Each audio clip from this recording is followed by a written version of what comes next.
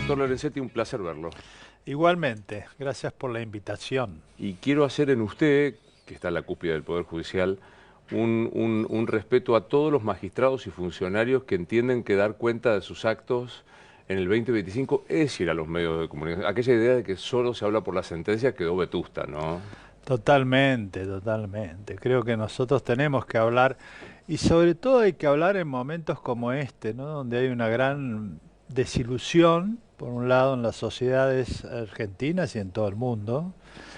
Hay una gran incertidumbre y además hay miedo. Entonces, nosotros, y yo creo que en el fondo hay una gran desconexión, es la gran desconexión entre las instituciones y la sociedad. Mm, Entonces nosotros tenemos que hablar, explicar, reflexionar y darle tranquilidad a la gente, darle tranquilidad, darle seguridades acerca de las cuestiones básicas, ¿no? Yo creo que por eso estoy acá, creo que es muy importante y la total. función de ustedes también. Bueno, tengo este año un acompañamiento que no sé si lo pone nervioso o no, pero No, es la brutal medición de que el tiempo corre así indefectiblemente. es, está muy bien. ¿Cómo se lleva con el paso del tiempo?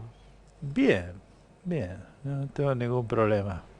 Mm, ¿Es de los que creen que es aquí y ahora? O sea que el pasado fue, el futuro es una entelequia, ¿es presente absoluto? No, no, yo creo que hay una trascendencia, ¿no? Nosotros tenemos que mirar siempre el pasado porque, como decía Churchill, cuanto más lejos uno ve hacia atrás, más lejos ve hacia adelante también, ¿no? Es decir, nosotros, sobre todo en nuestro país, tenemos una facultad muy acentuada de olvidar el pasado. Y creemos que todo es nuevo y empezamos siempre de nuevo. Y en realidad no hay mucho de nuevo nunca, ¿no? Todo se Mm, repite. Entonces yo creo que el pasado es muy importante. Y el futuro, que es lo que más relevante resulta hoy, es que es un futuro incierto. Es por primera vez en la historia de la humanidad están ocurriendo cosas que antes no ocurrían. Una de ellas es que los padres en general tienen la sensación de que los hijos van a estar peor que ellos. Mis padres o tal vez los tuyos claro. pensaban que ibas a estar mejor y de hecho así fue. Había movilidad social. Hoy hay una gran preocupación por el futuro de los chicos, de los adolescentes. Otro gran cambio es que la primera vez en la historia que una generación le enseña a la anterior, porque esto no ocurrió nunca en la historia de la humanidad, nosotros vemos hoy que los chicos enseñan a los padres el manejo de la tecnología. Y no solo lo enseñan, sino que en las grandes empresas tecnológicas que hoy manejan el mundo, incluso pretenden gobernarlo, son todos jóvenes, muy, muy jóvenes. Entonces acá lo que hay que distinguir es que eso que enseñan a los adultos es el conocimiento técnico, pero la sabiduría, los valores, no se enseñan así. El pasado es muy importante porque en el fondo todos los problemas que nosotros vemos son los mismos que describió Shakespeare o Sócrates o cualquiera de lo que uno pueda leer en la filosofía o la literatura, que es la lucha por el poder, la envidia, la desorientación, la falta de ideas. Entonces yo creo que es un gran momento donde nosotros tenemos que entender el tiempo. El tiempo es sabiduría acumulada y saber que toda la experiencia y todos los grandes valores tienen importancia. Y nosotros tenemos que transmitir eso a los chicos porque, no sé si me extiendo mucho, pero cuando uno ve, Este programa es raro, se puede extender. bueno, cuando uno ve hace 50 o 60 años, la gente joven tenía una gran ilusión que era transformar el mundo y que eso era posible. Los que estaban en la izquierda iban hacia el socialismo y los que estaban en la derecha, digamos, hacia una evolución de un capitalismo avanzado. Esas son teorías del desarrollo progresivo. Eso hoy se cayó totalmente. Los chicos de hoy no creen en los grandes relatos, creen en los micro relatos, las microidentidades. Cuando uno se fija hoy cómo se ha desarmado toda esa base social, es impresionante. En la sociología se estudia mucho, y yo escribí ahora un libro sobre esto, que es las de las pequeñas identidades. Las pequeñas identidades es que hoy los chicos se sienten mucho más identificados con Messi, con Maradona, con marcas, con influencers. Entonces, esto es un fraccionamiento de las identidades, muy profundo.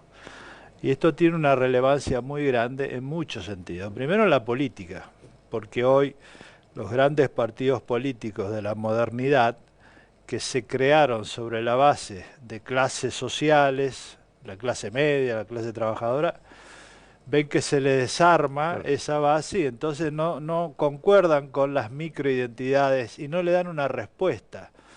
Y la gran crisis política del mundo actual es esa desconexión fenomenal que hay entre toda la dirigencia que sigue hablando un discurso que sobre una realidad que ya no existe.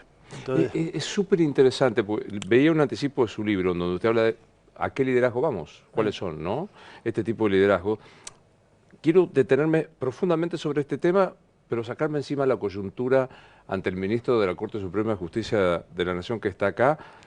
Volvieron a funcionar. ¿Funciona la Corte de Tres? Usted fue uno de los primeros que dijo, funciona, con calma. ¿Funciona la Corte de Tres de sí, por vuelta? supuesto, sí.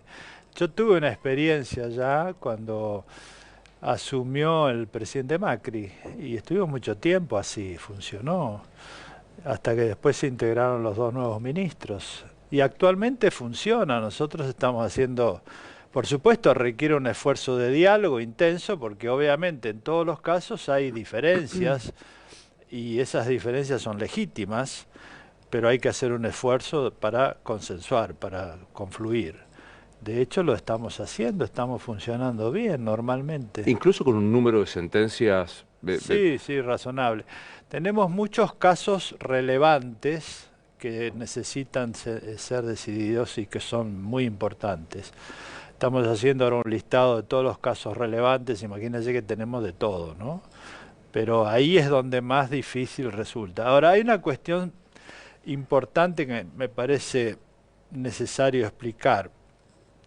Porque los argentinos siempre tenemos la idea de que todo es novedoso, todo nace de nuevo y volvemos a nacer. Y en realidad los grandes principios tienen que permanecer. Yo llevo 20 años en la Corte. Cuando yo ingresé en la Corte, nosotros hicimos un gran esfuerzo por establecer un legado. Y yo estoy muy orgulloso de ese legado porque en esos 10, 15 primeros años se dictaron los grandes fallos de interpretación constitucional de la reforma del 94. Y eso permanece. Es decir, que nosotros hoy tenemos que trabajar dentro de ese contexto y la sociedad tiene que moverse dentro de ese contexto. ¿Qué significa en la práctica? Por ejemplo, hay una gran y extensa jurisprudencia de la Corte Suprema sobre la libertad de expresión. Eso no ha cambiado, ni va a cambiar, porque la Corte protege la libertad de expresión, la libertad de expresión periodística, la libertad de expresión de las ideas, el debate. Eso está perfectamente asentado. Hay otra gran tradición de la Corte sobre lo que se denomina el terrorismo de Estado. Es decir, nosotros es algo en lo cual todos los partidos políticos y todos los poderes del Estado confluyeron y la Corte declaró la inconstitucionalidad de las leyes de obediencia debida y punto final. Y toda esa política de Estado que yo escribí muchas veces y lo dije públicamente, esto forma parte del contrato social de los argentinos, también continúa. Otra área, por ejemplo, es la protección de los jubilados, que hay muchísima jurisprudencia de la Corte que lleva 20 años. Otra área es, por ejemplo, la protección de la diversidad cultural, la diversidad de género, la autonomía que tiene cada persona de decidir su vida como se le ocurre, siempre que sea una persona adulta, esa autonomía personal, la libertad de decidir cada uno por sí mismo lo que quiere en una sociedad diversa, eso también es algo importante en la Corte. Es decir, la protección de los vulnerables, que es algo que la Corte ha decidido durante muchísimos fallos. Entonces yo digo, hay cambios del sistema democrático, pero dentro de un marco. Ese marco lo da la Constitución y la interpretación que ha hecho la Corte de las normas constitucionales. Si nosotros tenemos un caudal de principios y de valores dentro de los cuales nos movemos. Por eso no es tan difícil si somos 3, 4, 5, porque más o menos... Los carriles están ahí. Están, y lo mismo para toda la sociedad. Ahora, me detengo en dos de las cosas que dijo. La libertad de expresión. La Corte ha fallado sistemática y unánimemente, no sé si unánimemente, pero digo, con mayorías sobre la libertad de expresión. ¿Ve hoy amenazas a la libertad de expresión? En los casos que nosotros tenemos bastantes casos sobre libertad de expresión. Ahora, hoy hay un gran debate a nivel mundial que es bastante más complejo. Si quiere, dedicamos unos minutos. Claro. Bueno, el problema es el siguiente, digamos, el marco más general. Estamos pasando de una democracia de argumentos a una democracia de imputación. Este es un concepto que maneja la sociología francesa, que a mí me parece interesante, porque nosotros estamos acostumbrados a que la democracia es el debate entre argumentos. Y en esto hubo mucho trabajo. Por ejemplo, en Argentina, Carlos Nino, Habermas en Europa. Bueno, casi todos los grandes autores pensaron la democracia ateniense como un debate de argumentos. Uno llegó A, otro dice B. ¿Qué está pasando ahora? Los argumentos no se escuchan y lo que hay son descalificaciones e imputaciones. A las personas, a quien esgrime el argumento. Eso es algo que ocurrió en el medioevo, que era la descalificación ad hominem. Hubo muchos autores que criticaron eso, porque en lugar de referirse al argumento se refieren a la persona. Hoy por eso se habla de que estamos en una especie de nueva Edad Media, ¿no? Donde hay un retroceso en el debate muy fuerte, porque uno dice, yo digo algo hoy y estoy seguro que si hay alguien que no le gusta, lo que va a hacer es decir, bueno, pero Lorenzetti hizo esto, hizo aquello. Sí. Es de River, es de católico Boca, y bueno, o no sé, o tiene un hecho ilícito, cualquier cosa. Es decir, no debate el tema, sino a usted. Exactamente. Bueno, eso está ocurriendo en todo el mundo y está deteriorando el debate democrático. Y es un gran problema, porque nosotros lo que tenemos que tener acá es mucha templanza para decir, cuidado, porque cuando nosotros deterioramos la democracia, estamos en peligro. El otro gran problema que hoy se discute es cómo defendemos la democracia, porque en todo el mundo hay un gran retroceso de la democracia. Hay un libro que yo cito mucho, unos profesores de Harvard, que es Litvitsky y Ziblatt, que hablan de cómo mueren las democracias. Ya no hay golpes de Estado tradicionales, lo que hay es un deterioro por inanición. Empieza a perderse la fortaleza de la prensa, la fortaleza de los poderes judiciales, en todo el mundo está pasando esto, la fortaleza de la sociedad civil, el dominio de las redes sociales y la tecnología. Cuando se llega a ese punto... ¿Cómo me suena todo eso? Pero es un debate que hay que darlo. Y yo siempre defiendo las ideas. Sé que alguno se enojará, pero creo que uno tiene que ser coherente con las ideas. Yo llevo 20 años escribiendo esto en la Corte y antes también. Entonces, no es por un gobierno. Son ideas que nosotros tenemos que debatir seriamente. Total. Las democracias hoy están en riesgo. El gran desafío hoy de la dirigencia global es defender la democracia frente al autoritarismo. Pero no es el autoritarismo que nosotros conocimos, no era el que del tomaba golpe el de poder Estado, por el dictador. asalto. Es el autoritarismo que puede lograrse hoy cuando alguien concentra demasiado poder y tiene el uso de la tecnología. Porque hoy, con la tecnología, sobre todo con la inteligencia artificial, el manejo de los datos es tan profundo que uno puede controlar la vida privada de todas las personas sin que se den cuenta. Cuando nosotros defendíamos la libertad hace 30 o 40 años, decíamos que no me ataque fulano de tal, que el Estado no me invada y que me dejen pensar y decir. Lo que está pasando hoy es que lo que yo pienso y decido no soy yo, son ideas que me van penetrando. Y que uno cree que elige. Exacto. Uno está convencido Por ejemplo, cuando uno ve qué consume la población hoy, consumimos todo lo mismo. ¿Cuáles son las conductas sociales? Sí, cada vez son más homogéneas. Estamos perdiendo la diversidad. Y la diversidad se pierde por este control social. Entonces, hasta ahora venimos en esta etapa donde a mí me molesta porque digo, bueno, la diversidad siempre es buena, pero evidentemente es cada vez más homogéneo lo que cada uno piensa y estos sesgos de confirmación. Yo miro esto porque claro, confirma lo que ya pienso. Ahora bien, hay una etapa más que es muy grave y es que, por ejemplo, la idea de la tarjeta social, que esto ya está ocurriendo en algún país y hay una serie en Black Mirror que la explica bien, que es lo siguiente: nosotros podemos tener una tarjeta social en la cual yo lo que yo hago se califica. Entonces, si yo me porto bien, sumo puntos; si me porto mal, me lo restan. Ahora, hay países en los cuales esto se está usando con una tarjeta y entonces, si yo critico al gobierno, me descuentan un punto y pago más caro el tren. Cuidado, este es el control social más absoluto y esto estamos a las puertas. Y no es distópico, no es una serie. No, en la serie está, la pueden ver, se llama En Caída Libre, que claro. es, o En Caída en Picada en español, en Black Mirror, donde es una mujer que trata de sumar puntos haciéndose amigo de uno, de otro, y uno pierde totalmente la libertad. Cuando uno dice la libertad, esa es la libertad. Ahora, ¿sabe qué me quedo pensando dentro de los pilares que usted mencionaba, la libertad de expresión, la defensa de los vulnerables, de los jubilados? Habló de la diversidad.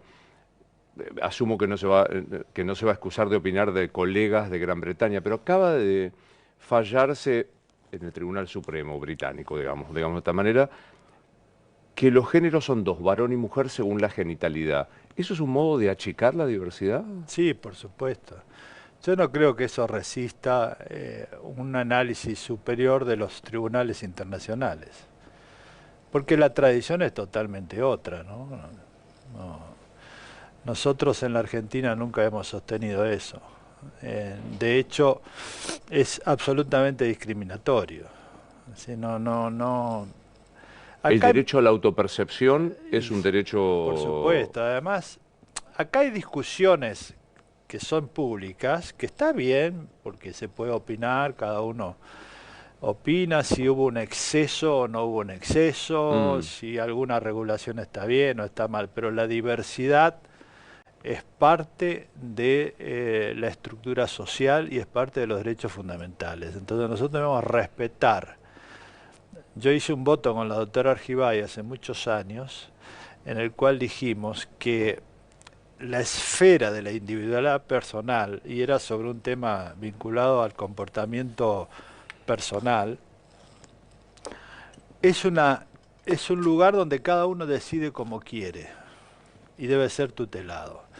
Hay una frase muy antigua del derecho inglés, que estos jueces parece que la olvidaron, que William Pitt en el año 1700, él dice: en la casa del hombre humilde puede entrar el viento, puede entrar la lluvia, pero no puede entrar el rey, porque hay un juez que no se lo va a permitir. En ese ámbito, cada uno puede vivir como quiere, como se autopercibe, o como que esa libertad no se puede negociar y nosotros la tenemos reconocida.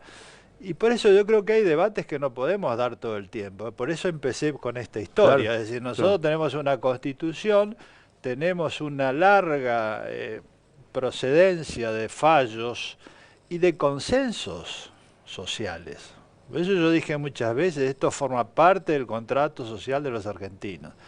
Si nosotros discutimos periódicamente todo lo mismo, no avanzamos nunca. Yo creo que hay bases sobre las cuales se edifica una sociedad, que son esos consensos básicos. Imagínese el salto mortal que hago ahora para preguntarle si la llegada de García Mansilla fue una desilusión para usted. Digo, la llegada y salida como fue, en los términos que fue. No, una desilusión, no. Pero digo, que no se haya podido integrar la Corte... Bueno, las vidas institucionales son así. Yo creo que hay que respetar las instituciones. A mí me pareció que la Corte debe ser integrada, se hizo todo el proceso. Bueno, las instituciones opinaron. Yo creo que el decreto no fue una buena decisión. ¿Por qué? Porque yo lo dije mucho tiempo antes. Cuando el presidente Macri lo hizo, yo creo que él lo entendió, lo hemos hablado en su momento. Lo dijo públicamente, que había Sí, sido un sí, error. lo entendió. Yo creo que eso es razonable, porque hubo un diálogo de poderes, lo hablamos, lo entendió y lo envió al Congreso. Bueno, ahora lo que pasa es que fue muy sobre la marcha esto y no hubo oportunidad. Bueno, el Congreso opinó más sobre el decreto que sobre los candidatos. Pero bueno, eso digamos, hay que acostumbrarse que si las instituciones funcionan, está bien, aunque no nos guste lo que decida. Me da curiosidad saber si García Mansilla lo consultó a usted respecto de si quedarse o no cuando el decreto fue rechazado. No, pero es una decisión muy personal. Yo creo que él hizo lo que consideró razonable. Con nosotros fue una excelente persona, se movió muy bien, no tuvimos ningún inconveniente, ¿no? ¿Qué pasa cuando Lorenzetti le llevó la propuesta del hijo a Milei y le dijo que tenía los votos para que saliera del Senado? Yo estoy acostumbrado a que se escriba lo que cada uno cree. Yo en eso respeto la libertad de prensa, no me molesta en absoluto, no. Cada uno opina y escribe lo que quiere. La realidad es que el presidente Milei, antes de asumir, dijo que quería consultar a la Corte. Y está bien, hay muchos países que eso sucede, eso no viola la división de poderes, es una consulta, después él decide. Y habló no personalmente, pero habló con los tres. Y cada uno cada uno dio su opinión. El ministro de Justicia habló.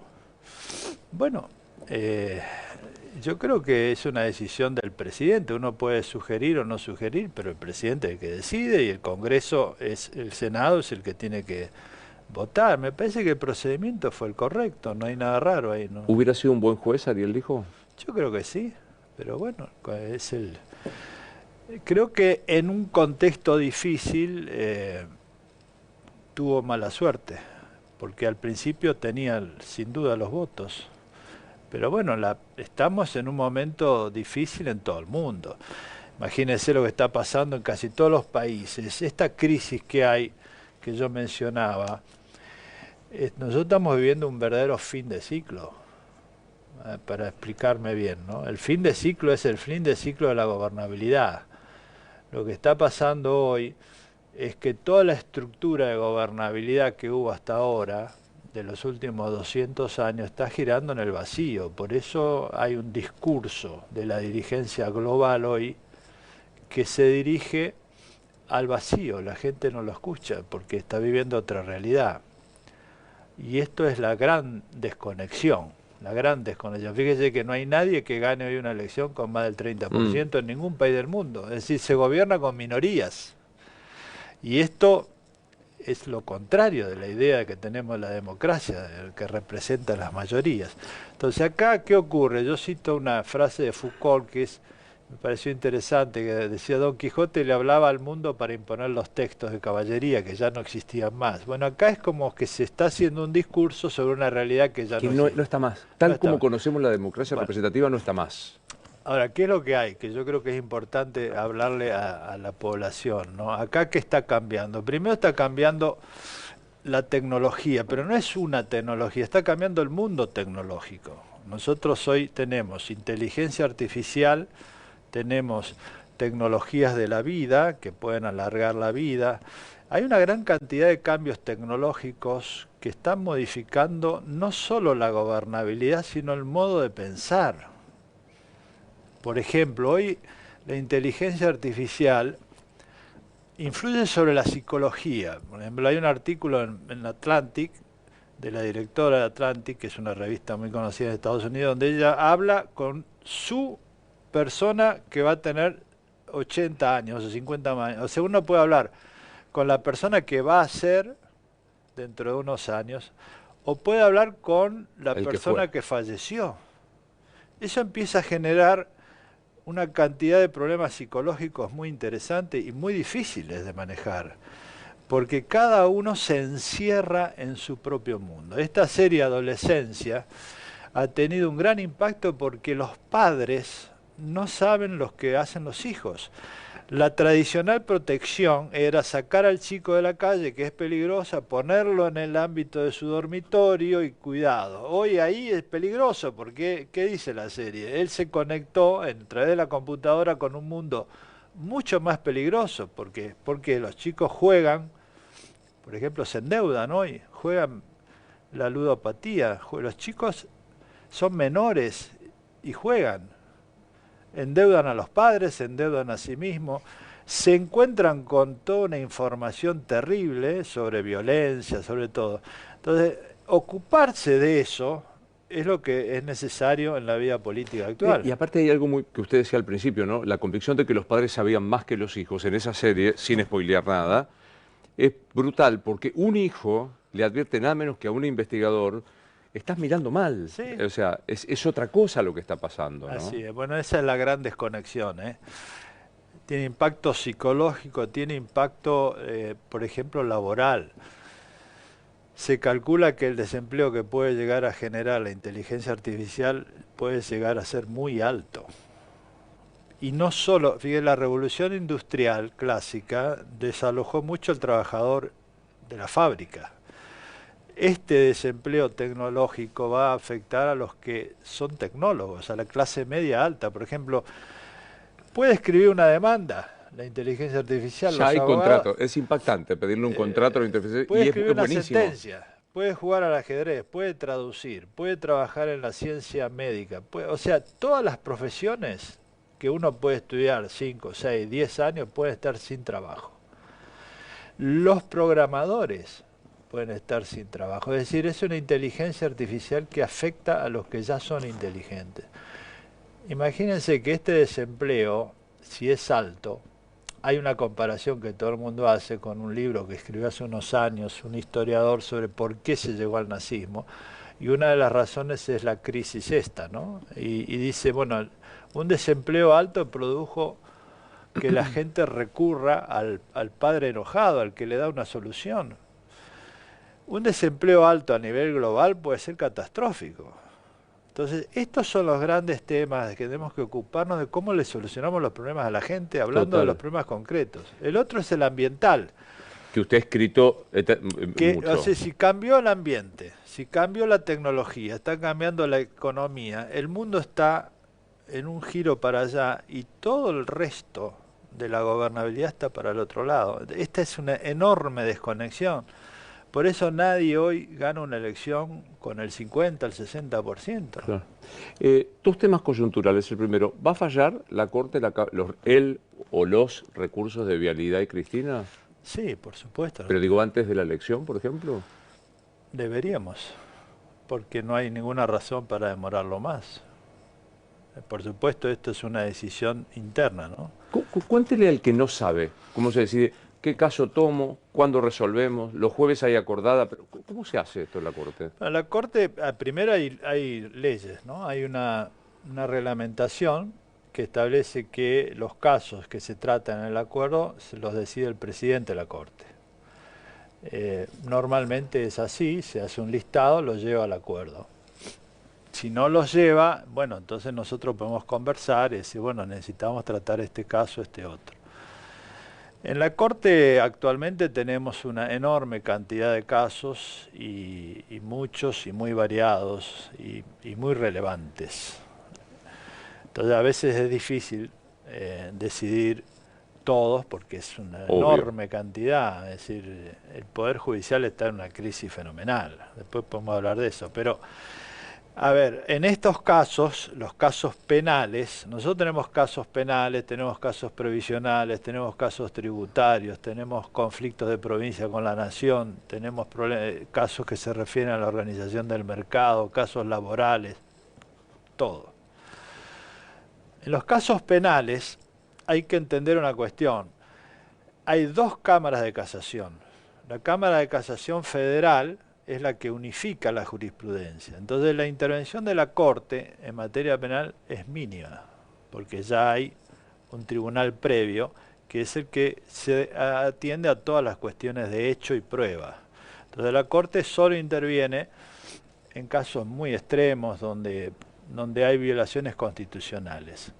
porque todo lo otro ya lo vio Claro. la Cámara de Casación. En estos casos ya la Cámara de Casación opinó. Entonces lo que tiene que hacer la Corte acá es la Cámara de Casación denegó los recursos extraordinarios. Entonces lo que tenemos que analizar en la Corte es si está bien denegado o está mal denegado el recurso extraordinario y nada más. Si está mal denegado es una queja, ¿no es cierto? ¿Se queja de qué? Se queja de que no me abrió. no me abrió el recurso. Entonces tenemos que decir, ¿está bien que se queja o está mal? Si está bien que se queja, se abre el recurso y entonces sí ahí empieza la revisión del fondo.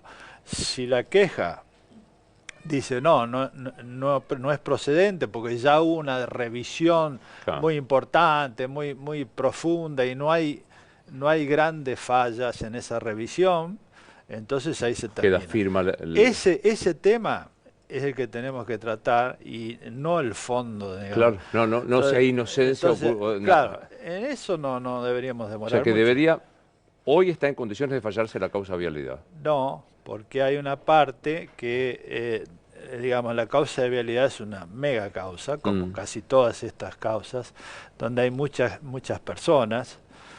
Lo que entonces hay apelaciones, recursos de queja de muchos de las personas que están en la causa, pero hay una del fiscal. Cuando el fiscal llega a la corte, necesita que la autoridad superior, que es el doctor Casal, dictamine si sostiene lo que dijo el fiscal. O sea, Entonces acá lo que ahora pasó es que se le envió al doctor Casal para que él sostenga o no sostenga esa acusación. Una vez que él sostiene están en eso, condiciones. entonces sí. Entonces estamos esperando que el doctor Casal opine, que tiene que estudiarlo, y cuando eso llegue a la corte, sí, ahí se resuelve. Lo que es importante acá es, primero, la imparcialidad.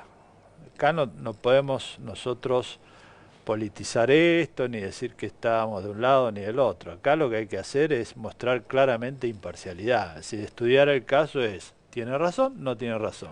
Punto.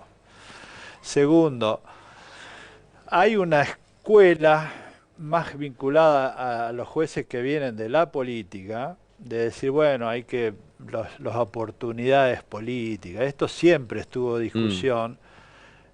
Nosotros nunca estuvimos muy de acuerdo porque, en definitiva, si siempre hay elecciones, no podemos resolver. No va a fallar nunca. ¿no? Y además no puede los tribunales darle la oportunidad a veces es importante, porque uno puede a lo mejor crear una crisis económica, pero no puede manejarse siempre con criterio de oportunidad, porque eso es Obvio. populismo judicial, ¿no? Y yo siempre he estado muy en contra de eso. Hay unos cuantos populistas judiciales. Bueno, sí, es una muy mala práctica. Yo escribí un libro entero sobre eso, jurídico, ¿no?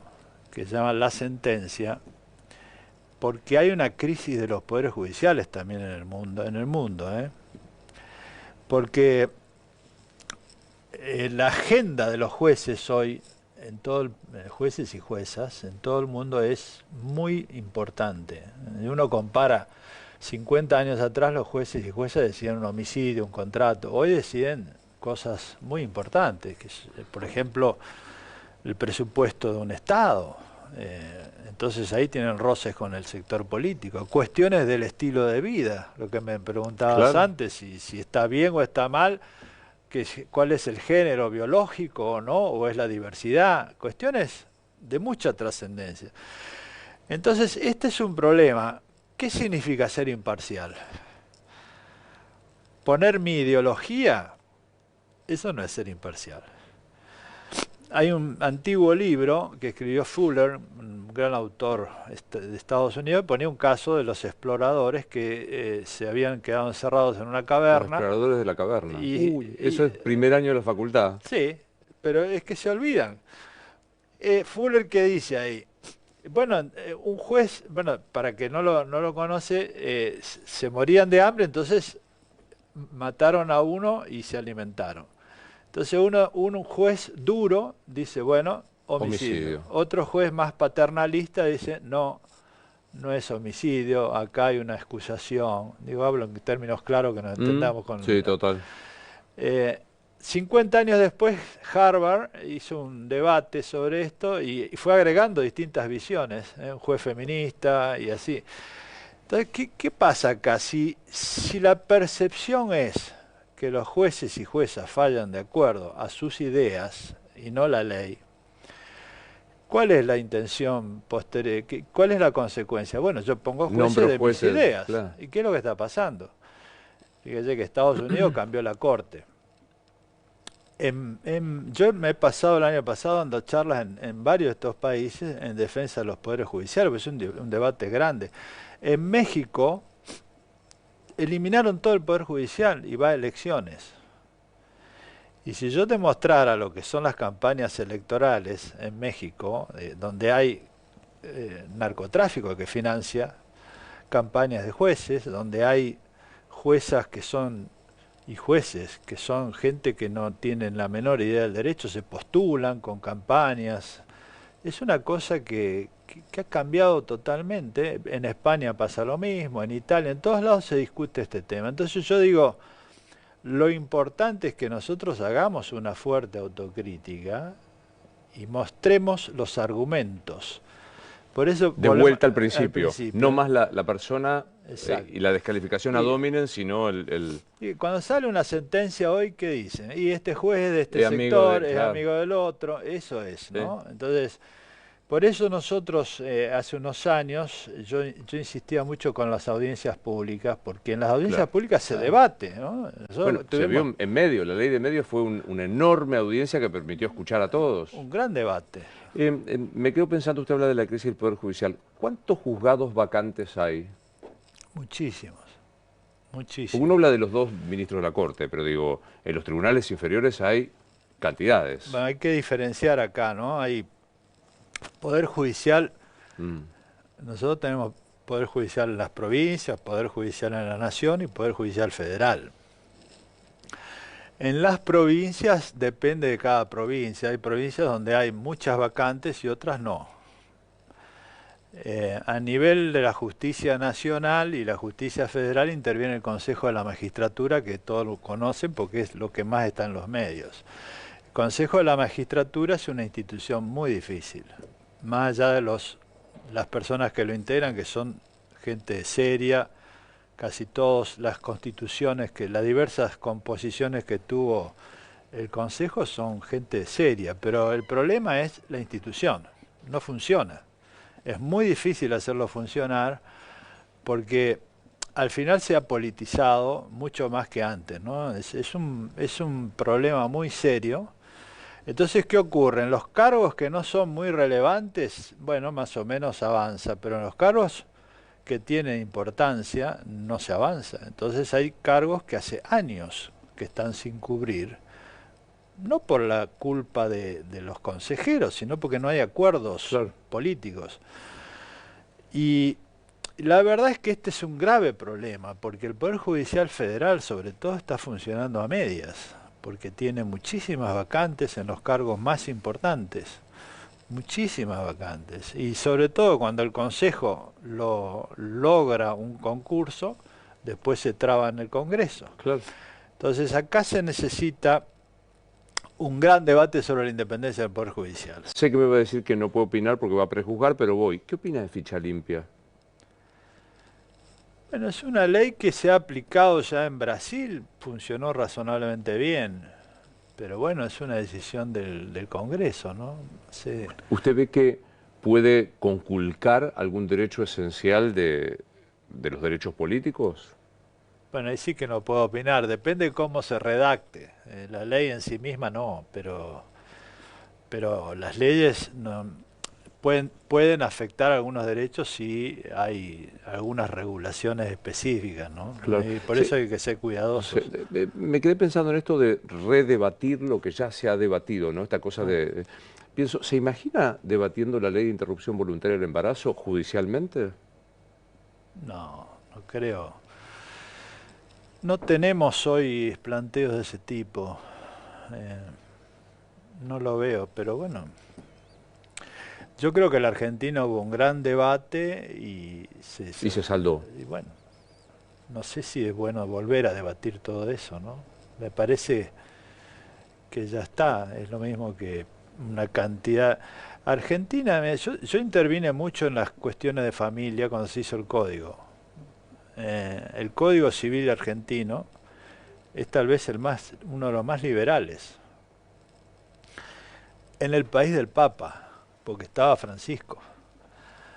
Entonces, yo debatí mucho esto, porque yo era presidente de la comisión, con Aida Kemermacher y yo nos reunimos con toda la conferencia episcopal, con toda la Universidad Católica, y hablamos muchísimo estos temas, como se debe, con madurez y con argumentos. Entonces, ¿cuál era el argumento? Yo digo, miren, hay un modelo ejemplar de familia que es padre, que es hijo, que son una pareja hombre-mujer, tienen 2 hijos y les gusta la religión.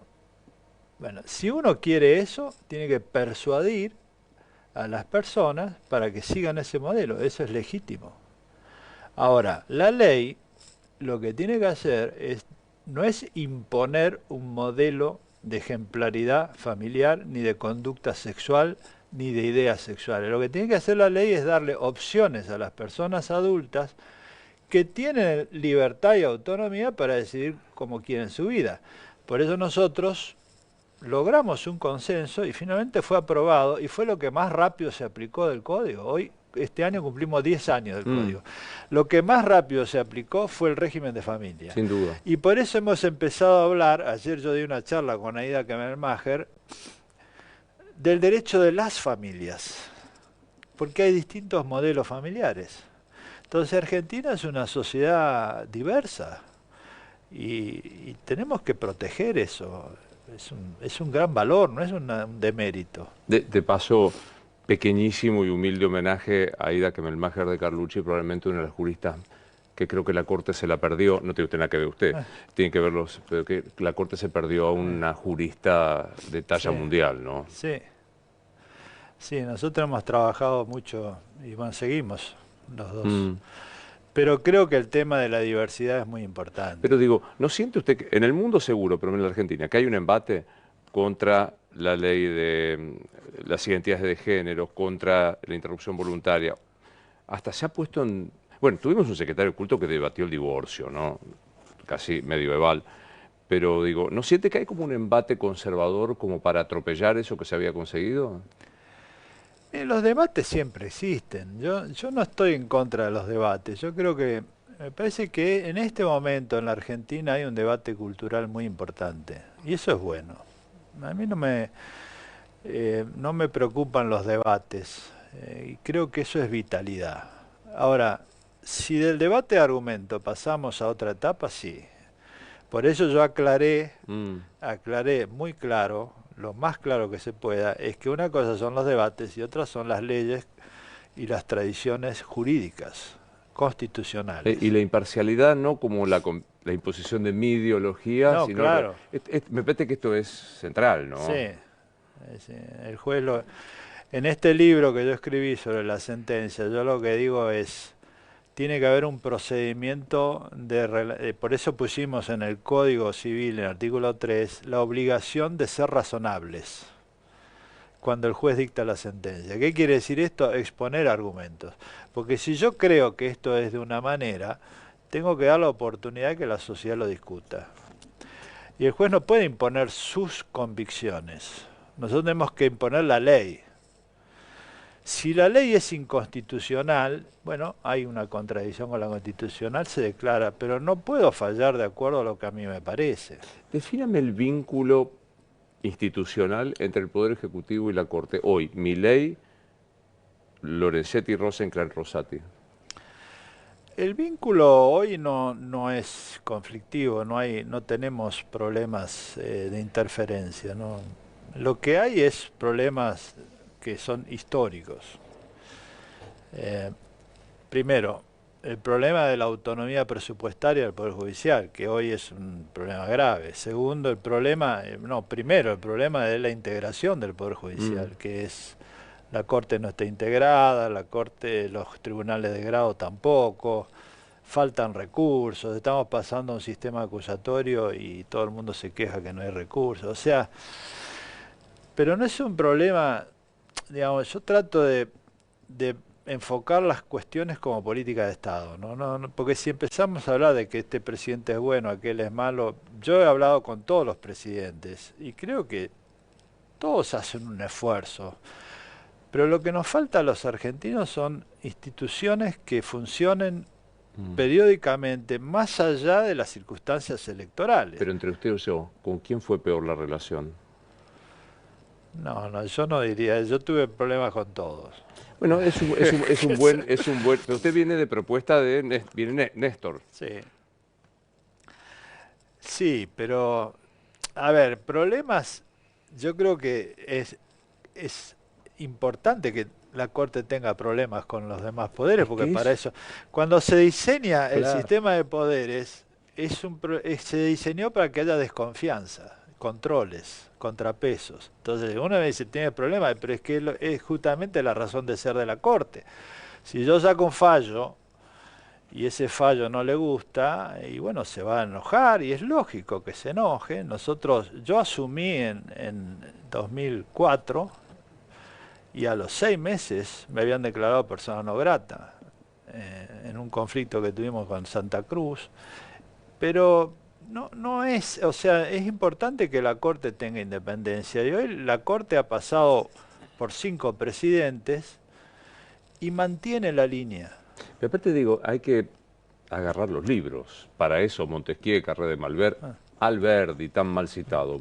Bueno, Aída dice todo el tiempo, si lo leyeran completo sería más fácil, ¿no? Pero para eso está. Es un contrapoder de control y por ende va a generar fricción. Ahora, en el enojómetro me parece que con Cristina fue el enojo más grande, ¿no?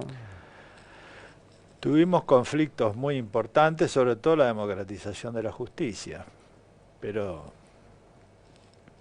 también hubo conflictos con los otros presidentes, ¿no? Se olvide que nos pidieron el juicio político, el último gobierno. Eh, Tuvimos fallos, tema de tarifas con el presidente Macri, bueno, siempre hubo, pero nunca llegó a Mm. ser... A ver, lo importante a mí me parece que más que hablar de peleas es hablar de principios. Lo que tiene que, yo creo que nuestra función en la vida pública, ¿no? Es dar principios y valores para que la gente entienda que siempre hay un camino de esperanza, porque si no, es como toda una incertidumbre que a mí, yo me preocupa mucho cómo ven cada uno de los argentinos su propia vida. Es difícil. Si uno ve los últimos 50 o 60 años, le cambió todo, durante todo el tiempo cambia. Y no sabe un día si está bien lo que hizo, otro día está mal, y vamos para allá y para allá. Entonces yo digo, nuestra función es darle un marco de tranquilidad, de seguridad, de decir, bueno, miren, la democracia tiene que haber conflicto, tiene que haber discusiones, eso está bien. Ahora, ¿hay un marco? Sí, hay un marco. Y la Corte, si ustedes se fijan, yo siempre trato de firmar lo que puedo volver a firmar. Entonces cambian las circunstancias y firmo lo Gran mismo. frase. Sí, porque uno tiene que haberlo estudiado, tiene que haber reflexionado y dice, bueno, esta es la posición. Entonces yo hoy estoy dispuesto a firmar lo mismo que firmé cuando ingresé. Y de hecho es así, la jurisprudencia de la Corte no cambió. A los que dicen, a los que cuentan, a los que cronican, no existe el verbo, a los que hacen crónica del piso de la Corte que se tiran cosas por la cabeza entre Rosati y Rosenkrantz y usted. No, a ver, yo creo que hablar de peleas es disminuir un poco el debate, porque nuevamente, volvemos al principio. El año pasado, por ejemplo, nosotros tuvimos discusiones muy fuertes y yo hice disidencias fuertes, porque la disidencia es muy importante. Si nosotros pensamos que la disidencia está mal, estamos en contra de la diversidad, y yo soy un defensor de la diversidad de pensamiento. Porque el día que nosotros tengamos pensamiento homogéneo, tenemos un cementerio y tenemos autoritarismo. Entonces, yo contra eso estoy, siempre. ¿Qué ocurre? Cuando yo ingresé en la Corte, me acuerdo que siempre Petracchi me decía que él había pasado muchos años en la soledad haciendo disidencias y me dice, mire, no se olvide el valor de la disidencia. Bueno, el año pasado tuvimos disidencia, ahora no es una pelea, la disidencia es por ejemplo, en casos concretos, ¿no? Yo había criticado muy fuertemente, no estaba en la corte, cuando Nazareno se autovotó. Cuando se autovotó Horacio Rosati, con el cual yo tengo una relación, lo conozco de toda la vida, nosotros venimos de Santa Fe, de la misma facultad, o sea, no es que estoy peleado personalmente, pero yo dije, para mí está mal y yo lo voy a escribir que está mal, porque no me voy a poner en contradicción. Cuando nosotros designamos personal de la Corte sin concurso, yo hice una disidencia el año pasado fuerte diciendo, si nosotros estamos diciendo que una persona que llega a ser juez o jueza tiene un concurso de 6 años, donde pasa por exámenes, controles y demás, y en la Corte lo único que hacemos es simplemente firmar una acordada sin concurso, eso está mal, porque estamos en contra. Pero son discusiones de principio, escribimos eso y se terminó. Se me terminó el tiempo. Ahí está, me quedan un par de minutos más todavía para echarme. ¿Hay algo que no le pregunté que le hubiera gustado que le preguntara, doctor Lorenzetti? No, está bien. Ya hemos hablado, creo que podemos hablar más todavía, pero es para otro programa. Cuando venga el libro impreso, ¿que se va a llamar el nuevo libro? Y no sé muy bien todavía, pero está ahí en edición. Bueno, yo termino siempre con un cuestionario que hacía James Lipton, un gran entrevistador del Actor Estudio, que le robó a Bernard Pivot, que hacía Ex Libris, un libro de libros en Francia, y que le robó a Proust, y que ya a esta altura está prescripto, me parece, el hurto. Así que, ¿cuál es su palabra favorita? Templanza. La que más detesta. ¿Palabras? La envidia, la mediocridad. ¿Cuál es el sonido que más le gusta en la vida? El sonido de la música en general. ¿Cuál es el sonido que menos le gusta? El ruido del insulto. Me complica, porque la próxima es ¿cuál es su insulto favorito? ¿El mío? Sos un mediocre. Si Dios existe, ¿Dios existe? Yo creo que sí. Ahora hasta ahí termino porque eso. Juguemos al catecismo de cuando éramos chicos. ¿Qué le va a decir cuando llega a las puertas sagradas? Quisiera decirle que estuve a la altura de lo que se esperaba de mí, de lo que me recibí, de mis padres, de mi educación, que recibí mucho. ¿Y nos morimos y qué pasa? Para los creyentes hay una vida. Para los no creyentes no, pero bueno, esa es una cuestión metafísica que llevamos. Nos llevaría 3 programas. Sí, así es. Entra por ahí caminando Ricardo Lorenzetti a los 16, con un poco más de 40, 45 años de experiencia. ¿Le dice algo? Sí, he tratado de ser fiel. Y creo que lo he sido. Las cosas que yo decía, yo a veces me miro los libros que escribí y todo, siempre sostuve lo mismo. Aun cuando no escribía libros, ¿no? Desde la escuela primaria, siempre tuve un idealismo. Yo le digo a las personas, a ver, uno busca la felicidad en la plata, busca la felicidad en el viaje. Y el otro día, un chico, cuando salía yo del teatro acá, fui al teatro en Buenos Aires, se para, un chiquito así, con el padre, y me dice el padre, ¿le puedo, mi hijo quiere sacarse una foto? Sí, le digo, y el chico me dice, quiero ser juez, ¿qué me aconseja? Le digo, lo único que te puedo decir, si querés ser feliz, trata de ser idealista.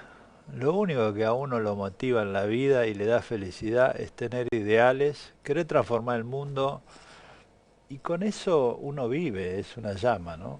Lo otro es, perder eso es apagarse. Y ahora bien coyuntural y malvada. Lo llama Milei y le dice, ¿y a quién propongo ahora para la Corte?